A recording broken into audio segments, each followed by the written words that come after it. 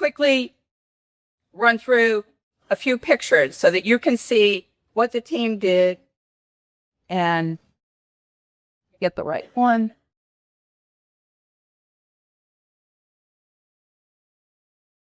Never. Is it on?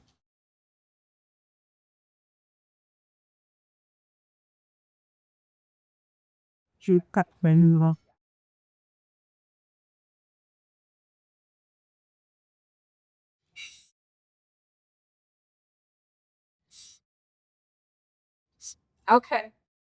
Here we are. There's the whole team. Not everybody could be here today, but there we are. Or, well, Mark and I weren't there, but y'all know that, right? Yeah. Okay. So that's the rest of the team. And Tom Palmer is here. He's on the left down here. He's going to be one of our speakers today. Tom is the chair of Lakeland Sister Cities, which you all know. We have been working to try and get La Paz and Lakeland to be sister cities. So Tom went on the trip. Next to him is Danielle DiConcillo. She is not able to be here today. She's from the Auburndale Rotary Club, and she works at the adults. East Area Adult School. Yeah, she's the principal, right? Yeah.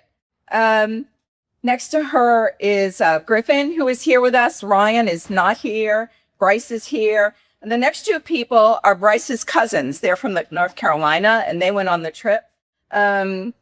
Then let's see, after them, Kathy couldn't make it, but Mike is here.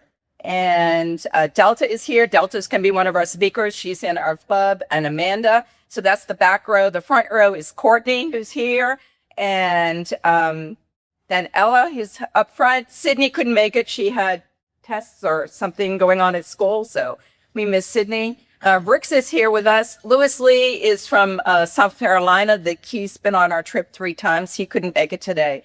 And Mike is here. And DG Linda couldn't make it. Her club was having a golf tournament today. So we're well represented, but we're not complete. But that's our team that went. And this is what they did in 1 week. On the right-hand side, that's the work schedule for the week. They built a house. And I want to mention that the house this year was paid entirely, which is why I didn't have to come and beg you for money, by Linda Johnson, who will be our district governor next year. She went on our trip 2 years ago, and she paid $3,200 for us to build the house. Yeah. That's so cool. So I will be asking you for money for a house, fair warning. Actually, I'm going to ask for 2 because I signed us up for 2 weeks next year. They put in 12 water filters, 5 water storage pilas they built. They did a sports camp, which was the first time we did that. And I think everybody will agree they had a great time. We did an English class, which was a lot of fun. Danielle had this great idea of teaching a theater class, and Delta helped with that. You'll see a picture of that in a second. They came to the schoolroom. They did 2 community feedings where they actually made all the food and fed over 100, almost 200 kids and families. They did a day of planting. They planted some shrubbery on the road leading into the Honduras Compassion Partners compound. I call it a compound. I don't know what else to call it. They have 17 acres there, and there's a dirt road that leads into it. So they decided to plant some shrubbery and make it look nice. And they now are building some apartments across, I will show you a picture, across from the mission house. And so they got to work on the apartments. And hopefully someday Ella and I will be in those apartments. Right, Ella? For sure. For sure. Whoops. So a lot of you were very generous and donated some coloring books and stuffed animals and other school supplies. We had, I think, 9 suitcases that went filled with donations. So thank you for that.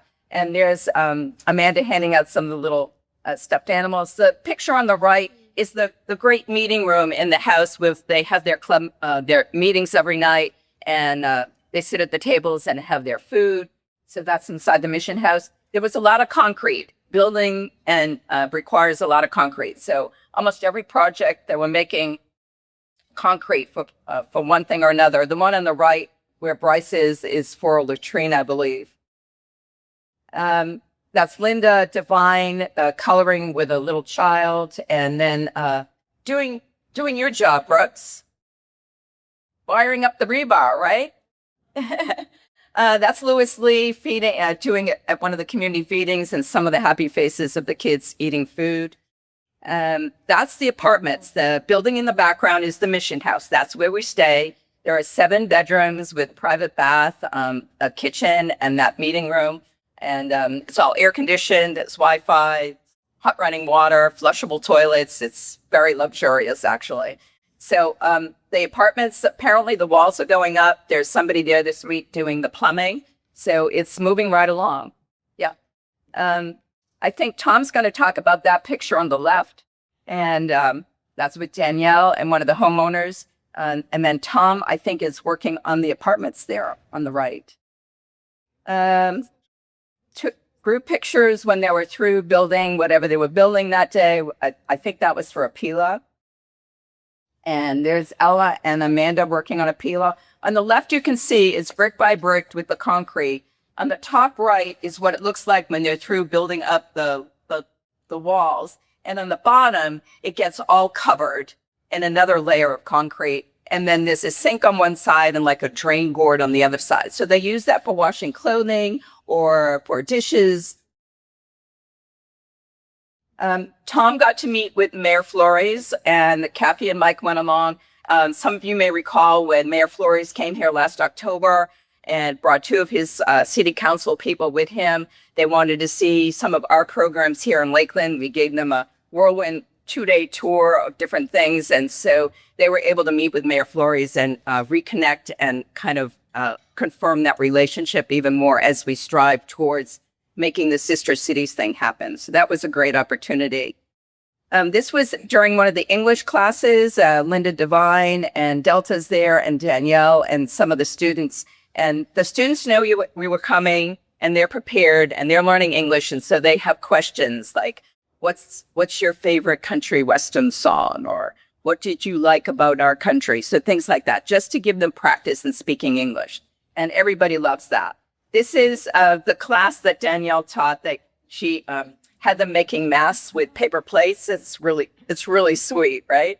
And Delta's in the background there too. That's the classroom that they painted. Let me just swing back to this for a second. Please look at the condition of those desks. Anybody want to join me in replacing those? That's really scary, right? Few splinters. So these look a little prettier. So house building on the left, when we get to the lot, the family is chosen by the community as to who's going to get the house. And they have to prepare the lot. They have to own the land. They have to have it ready for us. We come in, we bring in the lumber. And the reason we have to have the money to Honduras Compassion Partners at least 2 months ahead of time so they can buy all the supplies. The house is $3,200, in case I didn't mention that. And it's Ella holding down one of the walls. So there's a lot of nail guns and drilling, and it takes 2.5 days to build a 14 by 18 house. 2 windows, a locked door. We poured the cement floor. That's we, yeah. Bryce. Our team did. And then once everything is settled and dried, a few days later, we go back and we do a ribbon cutting ceremony. And the ribbon is the blue and white. That's the colors of the Honduran flag. And then that ribbon gets cut up, and each member of the team gets a piece of that ribbon, which is kind of a nice memento. We also collectively chip in and buy them a house gift, which is non-perishable foods. So those are the members of our club, minus Mark and I, outside the house that they built. Kathy and Delta and Amanda and Bryce with the family. And that's the whole team, minus Mark and I, in front of the house that they built. And a lot of them wore their Lakeland team shirts, or they had their own club shirts with the Rotarians at work. And I just thought that was a kind of cool picture. And this was beautiful. So I want you to see that it's actually, despite all the poverty, it's physically beautiful there, and it's very peaceful. So next year, I picked out 2 weeks. One is spring break. So if you want to go with your family, Blair. And the following week, so that Mark and I can go and just stay there. But the rest of you can pick 1 week. It's $800 for the week. That includes your room, your board, ground transportation, interpreters, And the airfare this year was a little bit higher than last year. And I suspect if things keep happening the way they are happening, it'll probably be even higher next March. I'm sorry, I can't control that. But that was 710. We flew from Orlando through Panama on Copa Airlines. Last year it was 550, just to give you a vantage point. And I suspect it'll probably be more next year. But it's still a pretty good deal for weeks. And that's what I have. So, what? Okay. Get it. I'm going to pass this to you. Okay. So what I decided to do this year, a little bit different than having people just come up to the mic and speak to you, was that I borrowed Marcia's idea from the 50 plus and decided let's do a panel discussion. And I sent out a bunch of questions to these 4 people. And I selected these 4 people after they volunteered. Because, well, they did. I asked who wants to do it. I chose Amanda because she became me on the trip. Bryce is nodding. Bryce took over the airport part of it, and Amanda became me and was the team leader. Also, Amanda has been on the trip 3 times. Ella I chose because she's been on the trip 3 times also, but also to get a younger person's perspective. I thought you'd like to hear from her. Delta is new to our club. A year yet, is it? Almost a year in our club. But Delta, if you don't know, owns the store downtown called Take Heart. And she's been going to Kenya for 23 years. So 24 trips. 24th trip to Kenya. She has a nonprofit of her own. She's built a school there. So she's really familiar in doing service. So I'd like her to give you her vantage point and how that compares. And Tom, of course, is been to a few of our meetings. Hopefully he'll be coming to more. And he, as I mentioned, is the chair of Lakeland Sister Cities. So I thought it would be good to have somebody who's not a Rotarian speak to you. So we've gone past the mic, and the questions are prearranged. They know what they are. They know what's coming. But we're going to start with Amanda. So Amanda, your 3rd trip, why do you keep bringing your family back to Honduras? Okay. Am I on? No. You have to turn it on. Turn it on.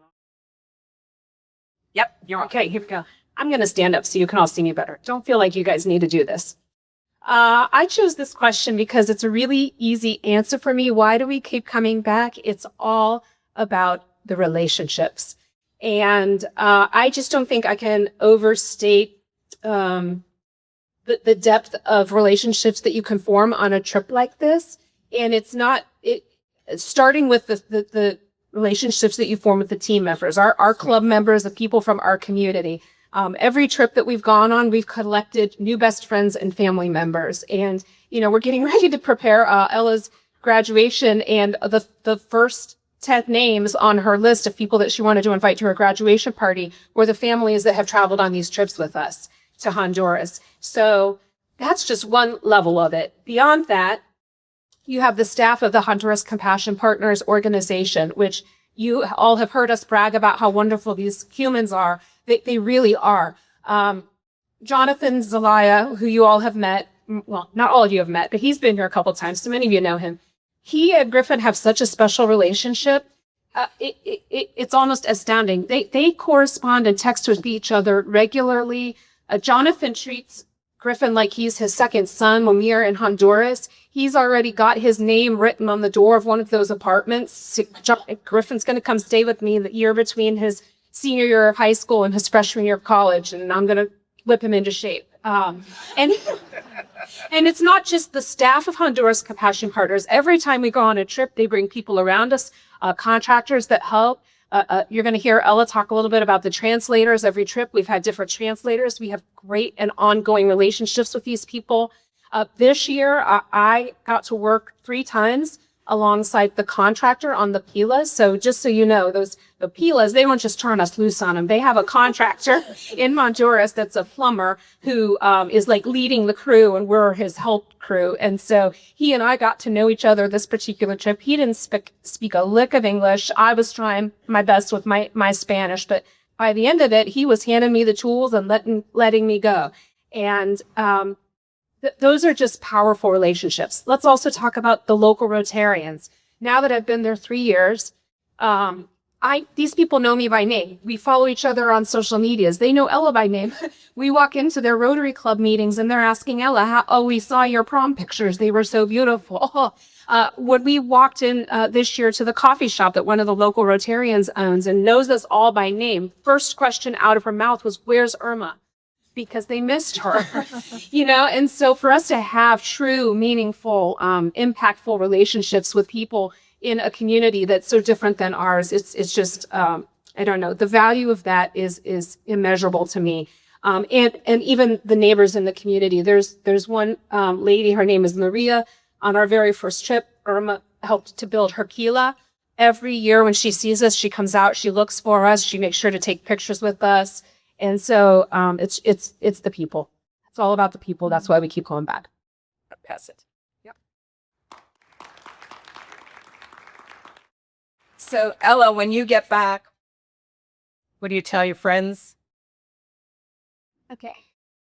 So I think the number one thing that I tell my friends when I get back, kind of talk about the translators, like my mom was saying, is the relationships that we form with everyone in Honduras.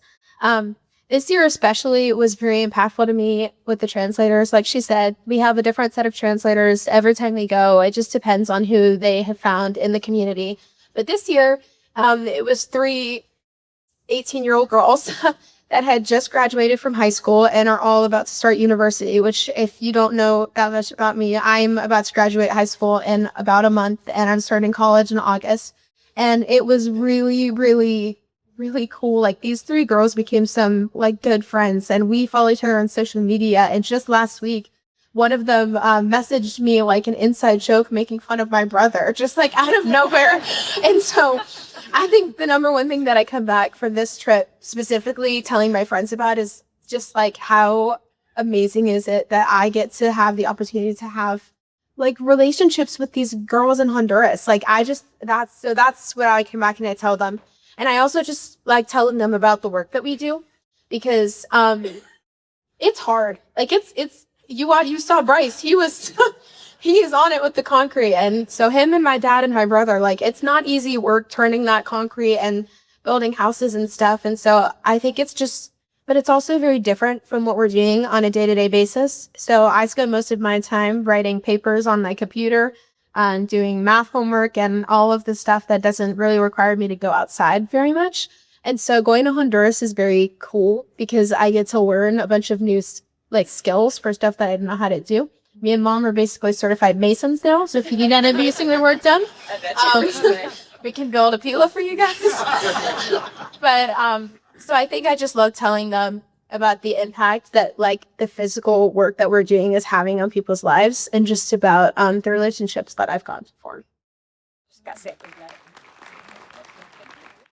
There's another side to that too that both Bryce and Amanda have mentioned to me, that going there is actually kind of restful and easy for them. Yeah, they're nodding back there. They don't have to make any decisions. The work schedule is already made out. You know what time you're eating. You know where you're going for the day. You don't have to make any decisions. Whereas most trips you go on, you've got to plan everything. What time is the flight? Where are we going? What time is the bus? Where are we eating? But you don't have to do any of that there. So they get up in the morning, they get their coffee, go outside, they watch the sunrise. It's very relaxing. Even though they're working their butts off, there's plenty of time to relax. Delta, moving on to you. I just wanted to throw that in there.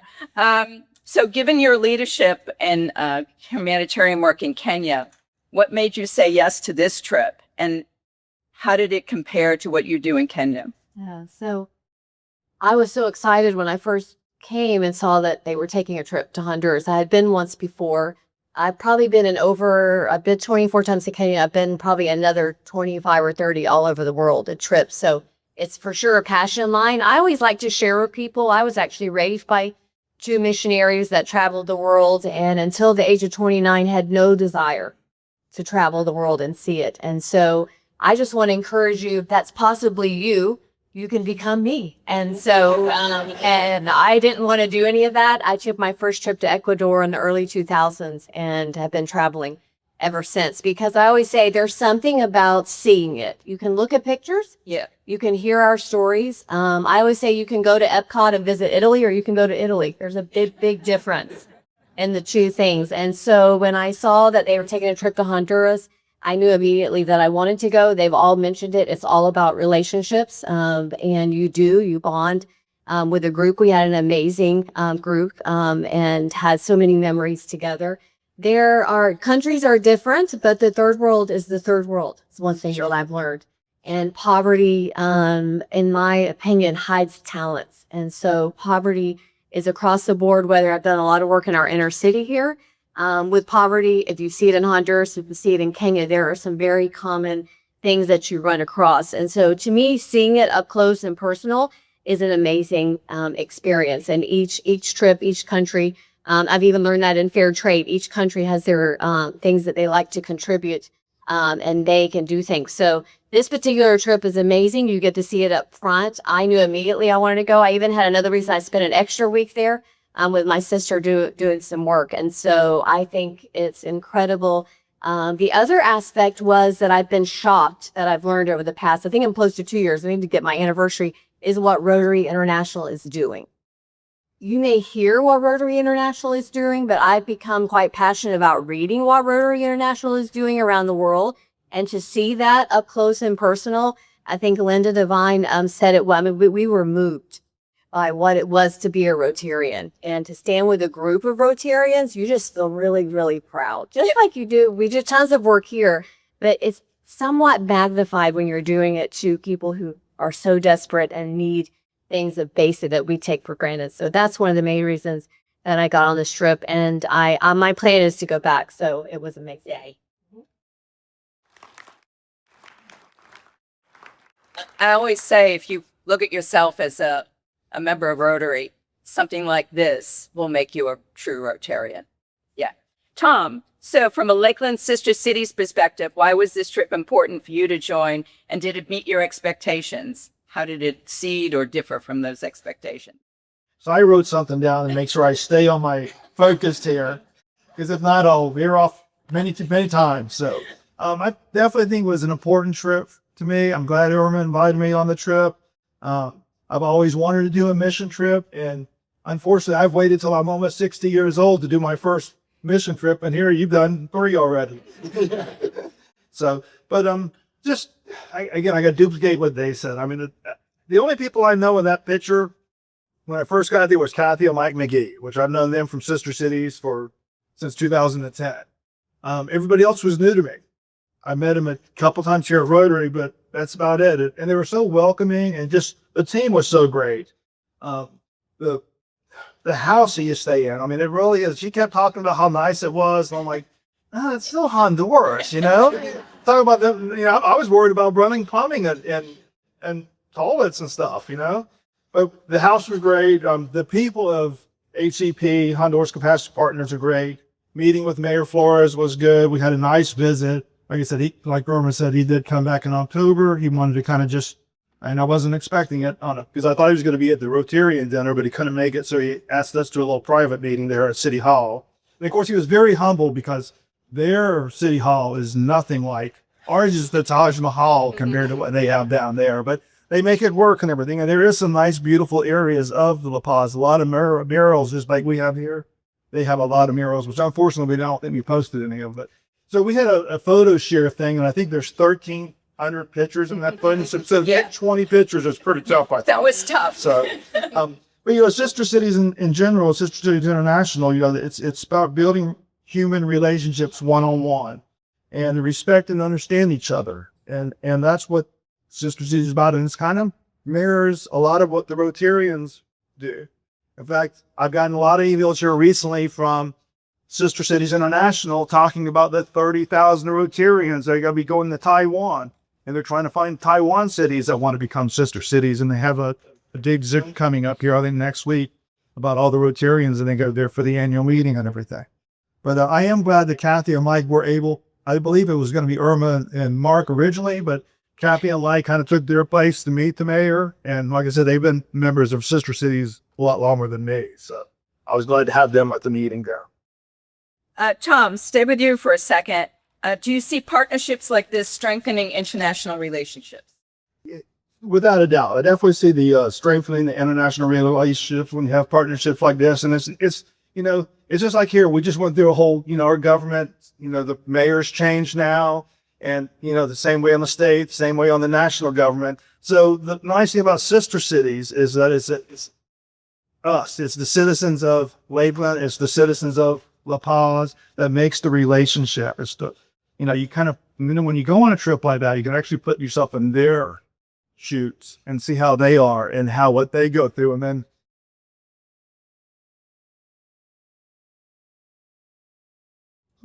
Okay, back to Delta. Delta, what is one moment? Yeah, go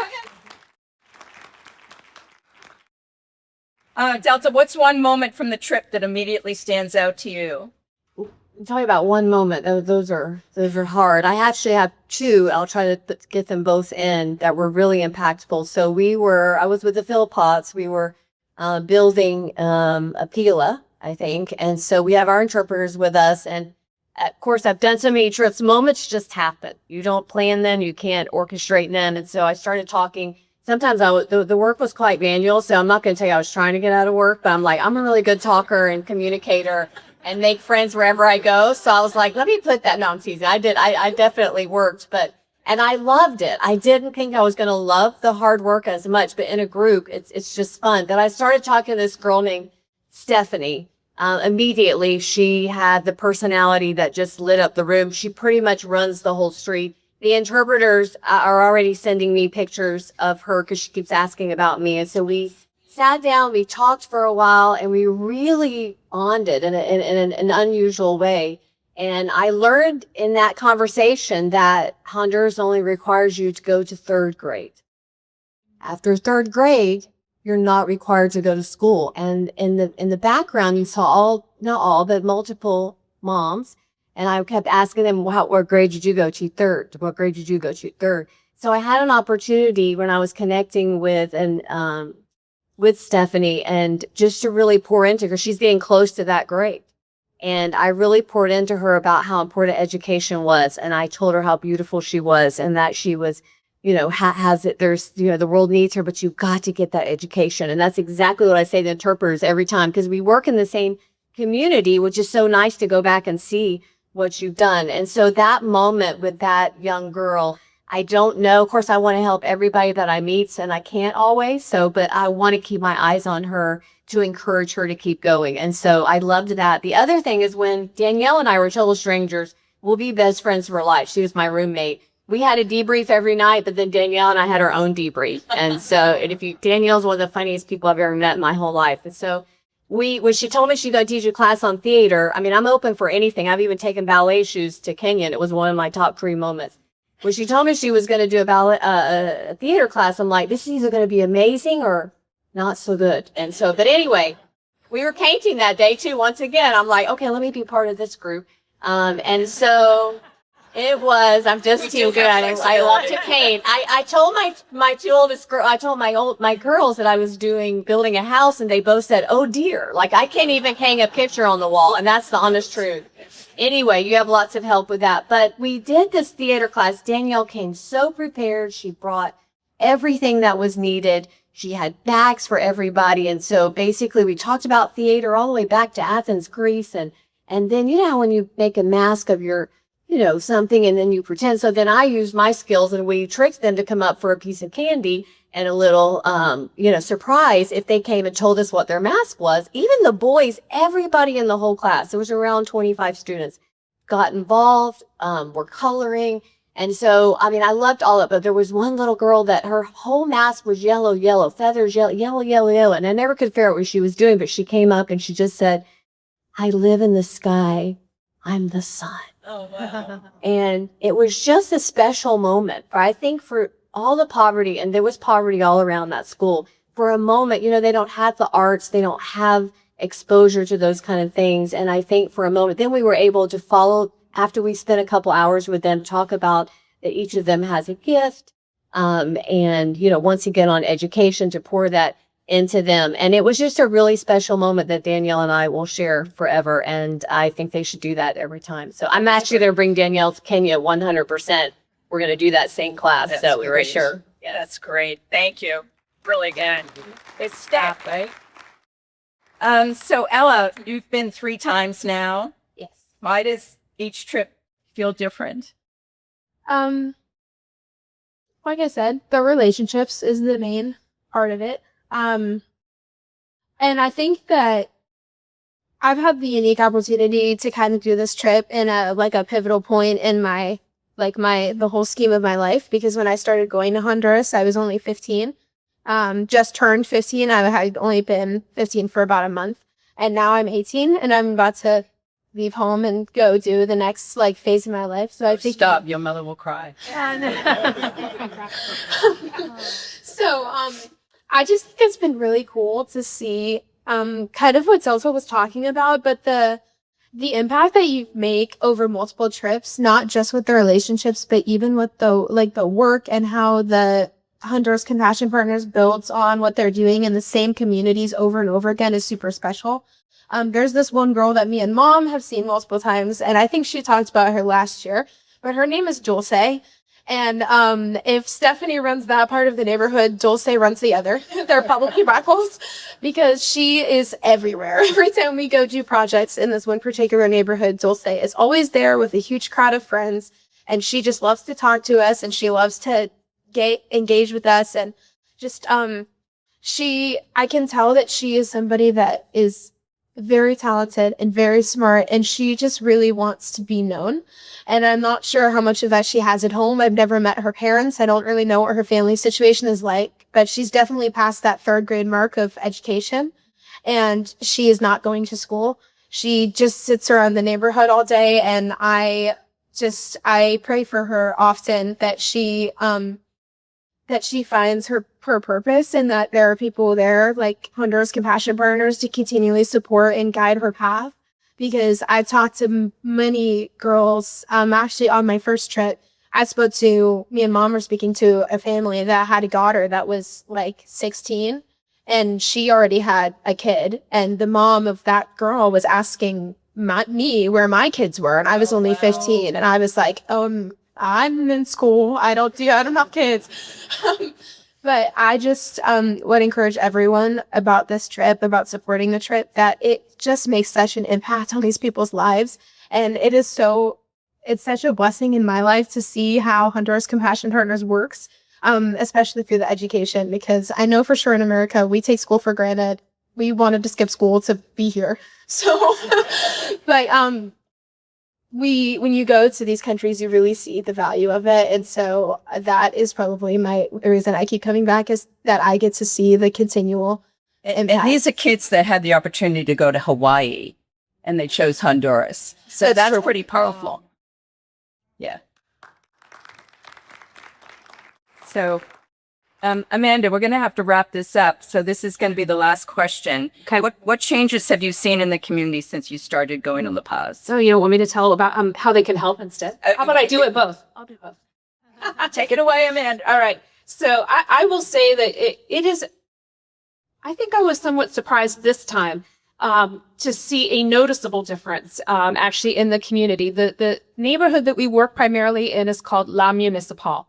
The first year that we went, Julie helped, we built a house, and there were a couple of, the Honduras Compassion Partners houses are noticeable because of the wood frame. It's not the typical building style in the community. So there were 1 or 2 of them. Now when we go into the La Municipal neighborhood, there are HCP houses everywhere. You can see that this neighborhood has been transformed by this organization, and the houses they don't look the way they look in the pictures now.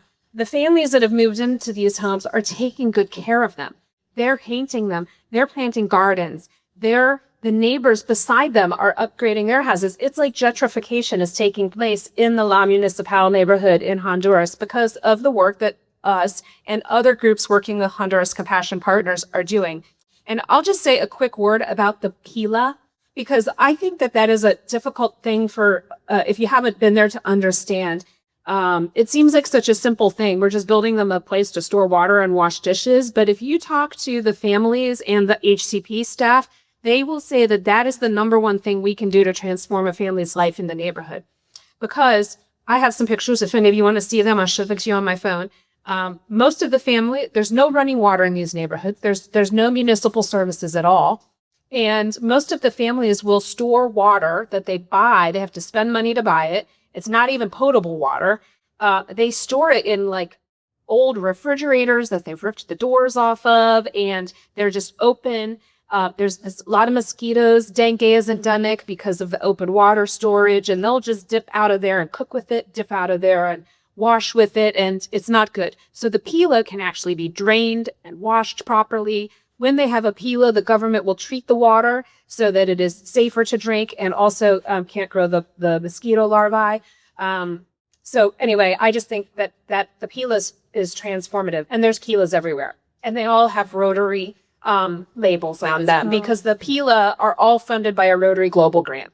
So Which our club has participated in 2 so far. correct. Yep. So let me tell you, one of the most beautiful houses in the neighborhood is owned by a gentleman named Gabby. Gabby is an individual who has multiple times entered the United States and gone back to Honduras looking for better opportunities.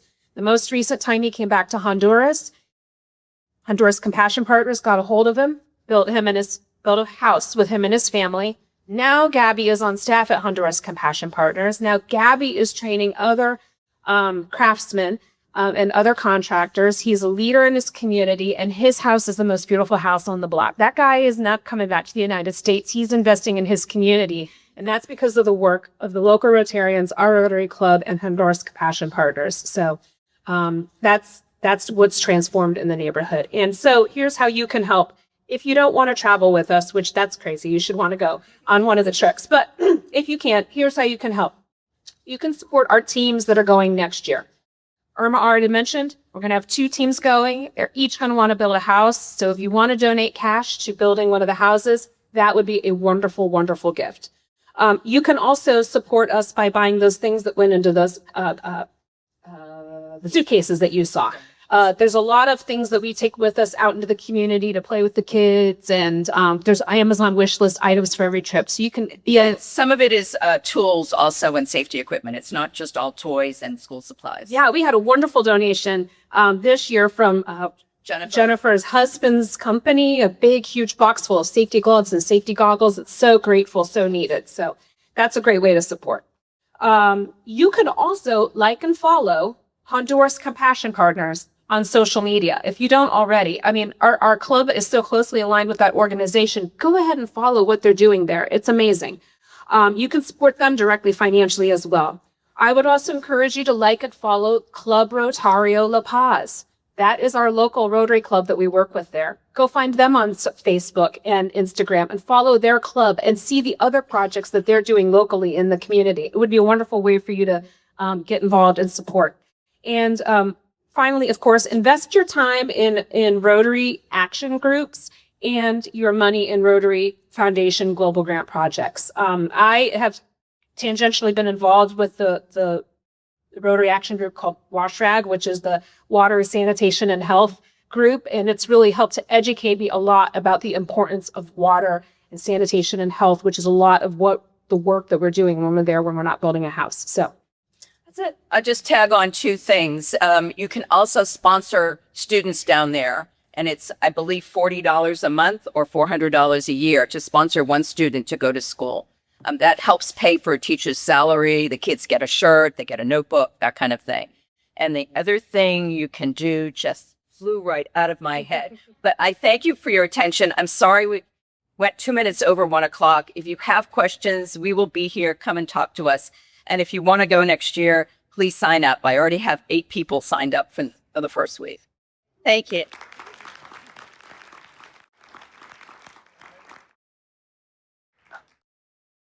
As one who has been on that trip, I highly recommend it. If you're even thinking about it, just go. It's important. Bill Lippy and I took our own heating pads for the evenings after we got in from mixing concrete. It was a wonderful trip. Do plan to go. And I highly recommend it. And I want to thank our guests who are here today, Carrie, Tom, Chantel.